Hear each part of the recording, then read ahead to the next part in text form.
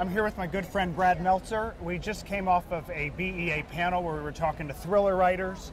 He is a New York Times best-selling author. He's also the author of critically acclaimed comic books. He's written 2 nonfiction books. He's the designer of a clothing line. He has a show on the History Channel called Brad Meltzer's Decoded. He's kind of wears a lot of hats. But all those accomplishments aside, I actually think your favorite titles are husband and probably dad. So Brad, thanks for spending a couple minutes with us to talk about all the things you're doing. No, thanks, Skip. I appreciate it. So I want to start off with something which may seem a bit unusual, but I'm a big supporter of libraries, and I know you are too. And I just want to talk about your grandmother's influence on you and kind of your childhood involvement with libraries and how that influenced your life. No, listen, I wouldn't be sitting here today if it wasn't for my librarian and the libraries that existed when we were younger. Because when I grew up, we didn't have money. We had books, right? We didn't go and buy books. We got them in the library. And it was my grandmother who I remember. My mom only had 2 newspapers in the house, the Star and the Inquirer. She thought all the real news came from there. My dad had the sports page, and we didn't have any books. There were no books, but my grandmother was a reader. And she was one who used to take me to the library, and she used to say, "This is your section." And I literally thought she meant these were my books. This was my section. I could take them home with me. She, of course, meant that I could take them home with me. I thought they were mine permanently. But I remember her getting me my library card. I remember having that laminated card and having my, in the beginning, nothing but then that Velcro wallet that I stuffed it in with had nothing but that library card.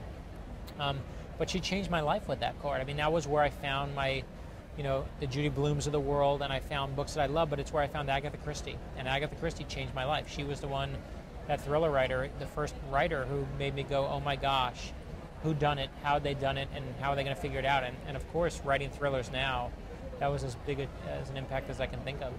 So you and I, you had that influence early on from libraries, and they kind of inspire you for books and for writing eventually. You and I both share this, that we both went to law school, not together, but we took very different career paths, and you've done all of these great things. What has your career path been like from writer, from law school to becoming a best-selling author? What did you do? What I got is I was young and idealistic and stubborn, and which meant that I wrote my first book, and my first book got me a quick 24 rejection letters. And to be clear, there were only 20 publishers at the time. I got 24 rejection letters, which means some people were writing me twice to make sure that I got that point. But that was the path, is you submit and you get rejected, and you submit and you get rejected. And I don't look back on the experience and say I was right and they were wrong and haha on them. But I just remember getting that 23rd and 24th rejection letter and saying, if they don't like that book, I'm going to write another. And if they don't like that, I'm going to write another.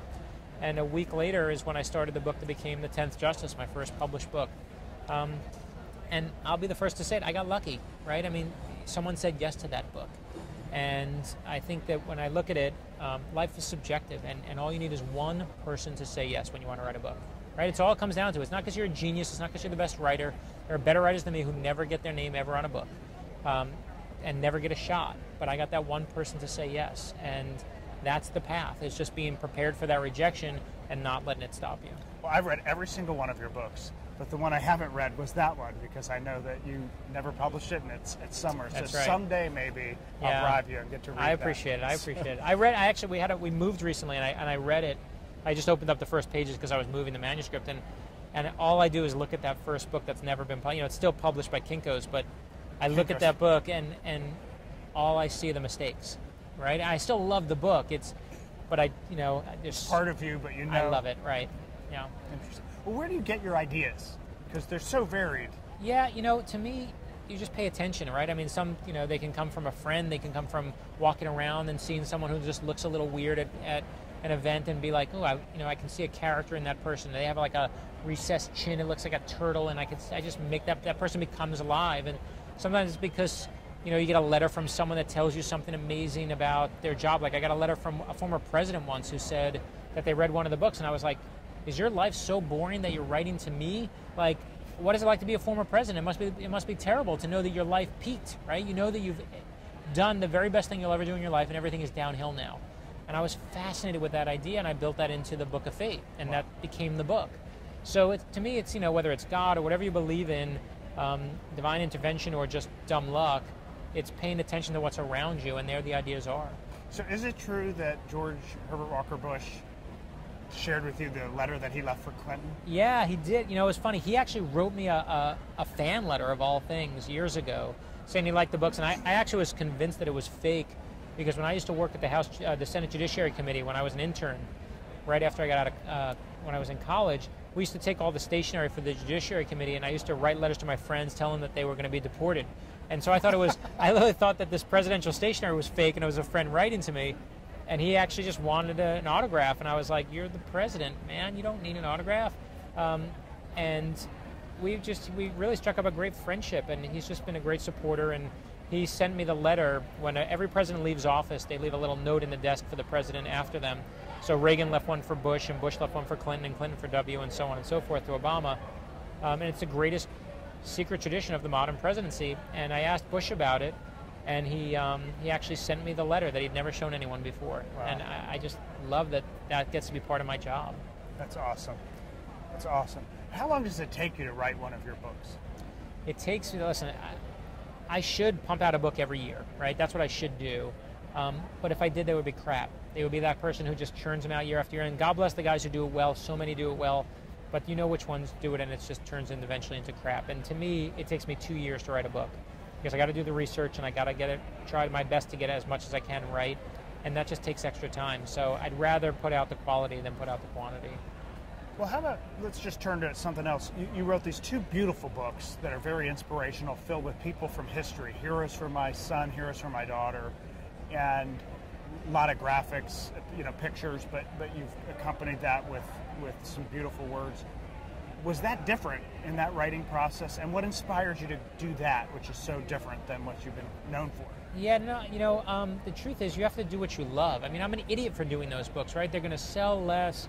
They don't push the quote-unquote brand, whatever the brand is. But I love my kids, and I was like, I want them to have this legacy.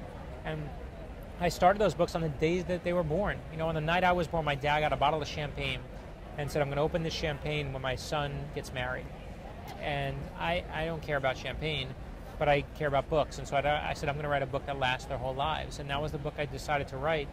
The difference of writing it from fiction is you got to get it right. When you do nonfiction, you got to get it right. Don't Can't screw make it. up a detail. You cannot be like George Washington, the 7th president, was one of the greatest women of all time. You can't do that, right? People get pissed.